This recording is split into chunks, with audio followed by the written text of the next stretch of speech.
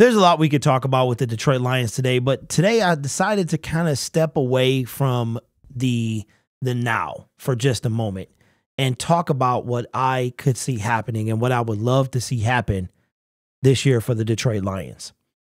2.5 years ago, almost. Matter of fact, 2.5 years ago in January of 2021, they had just fired Matt Patricia, and we decided that it was time to go in a different direction. We hired Dan Campbell and Brad Holmes. And then our quarterback, Matthew Stafford, decided that he didn't want to go through another rebuild and he wanted to trade. We didn't know where he was going to go. Heard some rumblings about Carolina. I even thought the Indianapolis Colts would be a good fit. With the defense they had, all they needed was a quarterback. I think that might have been Carson Wentz's Phillip Rivers, his first year away. And then a couple weeks later, within a month, we hear that he's been traded to the LA Rams for 2 first-round picks, a 3rd-round pick, and Jared Goff. And that very year, he goes on to win a Super Bowl. And last night, I actually been thinking about this for a while, but last night I really started thinking about it. And I've got a prediction of what I think this season is going to look like.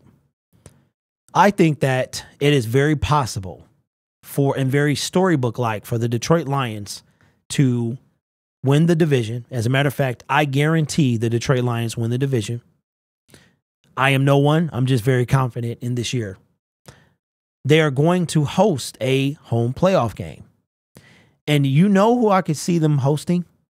None other than our former quarterback, Matthew Stafford, and the LA Rams. The LA Rams are currently 2-2.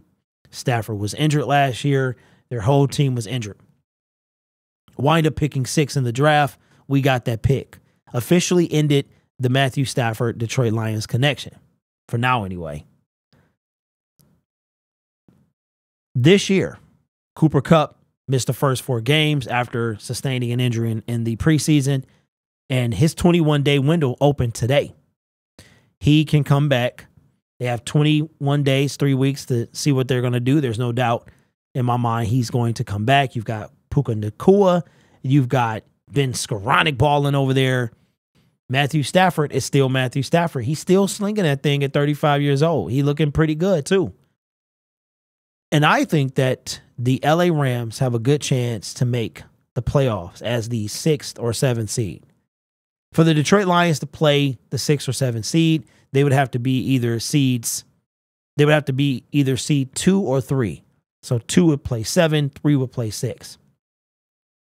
There is a chance, it's early, but there is a chance that the Detroit Lions right now, if the 49ers can slow down, the Eagles can slow down, Dallas already has a loss in the L column, and they have to play each other.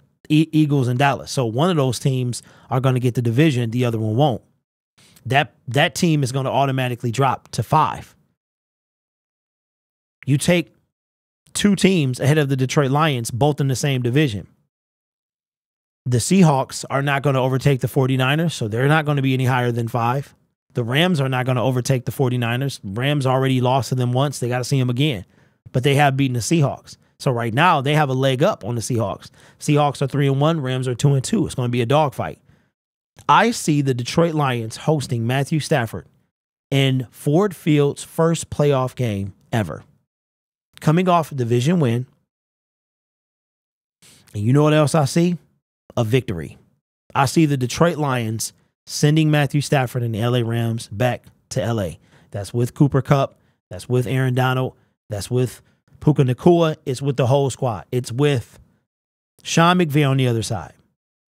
Our time is now. Our time is closer than you think. I predicted a Super Bowl by the time I'm 50. I'll be 44 this year. So you're talking about 2029 that the Lions will win a Super Bowl in the next 5 years. When I made this prediction, I was 42 years old. 42. I think I might have done it at 43. That's what I think. I've discussed the NFL narrative. You and I have discussed it at length multiple times. I think that it's setting up like that. It's going to be kind of difficult to do because you're talking about let's just play a game. San Francisco 49ers, let's say they hold on to 1. The Lions could be number 2. You never know. The Lions or the Philadelphia Eagles could be number 2. Then you have the winner of the NFC South. You've got we will win the North. So I see one NFC South playoff team. I see one from the North. I see 2 or 3. I see 2 or 3 from the West. And then 2 or 3 from the East. I think the Giants the Giants are not in it. I think the Commanders will fall out potentially. And if they fall out, then maybe the Rams will come in that way. So I think it's going to be either the Commanders or the Rams that take the last spot. Or you can put the Seahawks in there too. So in order for that to happen, if the Rams get the 7th spot, the Detroit Lions would have to have the 2nd spot. And if they get the 3rd, then the Rams would have to be 6th.